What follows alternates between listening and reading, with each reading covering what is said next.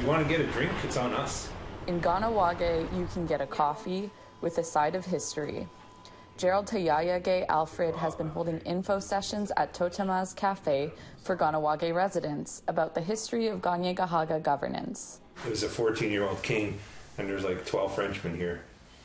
And yet they're giving us our land. A renowned expert on the topic, he's now the project coordinator for the Kahnawà Governance Project. We have a problem in the community, which is that we don't have a unified way for people to make decisions. We don't have a unified system of selecting leaders and so forth. And so what we're trying to do in this project is give Kahnawà Ron, one of the people of the community, a chance to discuss this, to learn about their history, and to vision forward beyond this system where we have a divided set of institutions to one where they can work together. The project is in the education phase, so community members can later have informed discussions about their vision for a future government. Many residents of Kahnawà want to return to traditional longhouse government with a clan system and consensus-based decision-making. Right now, the community's funds and services are managed by the Mohawk Council of Kahnawà, or MCK.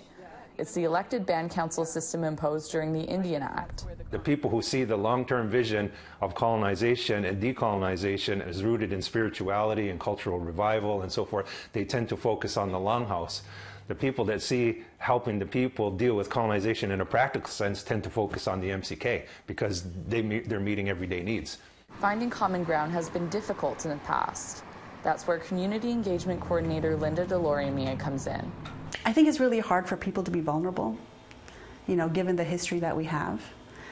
And I think that's the missing ingredient for building trust. And so we're looking for ways to provide people the opportunity to do that safely, regardless of where they come from. That's what brings the people together, one mind, one body, one heart.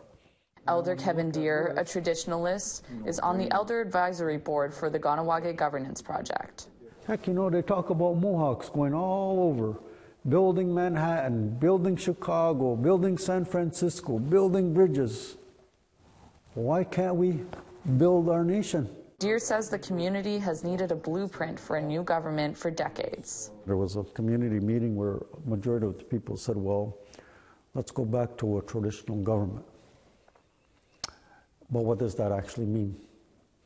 Does it mean that we're going to all come back to the longhouse, that we're going to have condole chiefs, clan mothers, and everything functioning according to the protocols of the longhouse?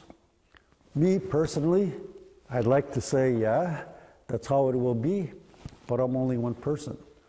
The community will decide what they think that is. He says coming from a place of non-judgment is part of the process of returning back to their roots. We inherited all of this mess, and we can't be coming from this position of us against them.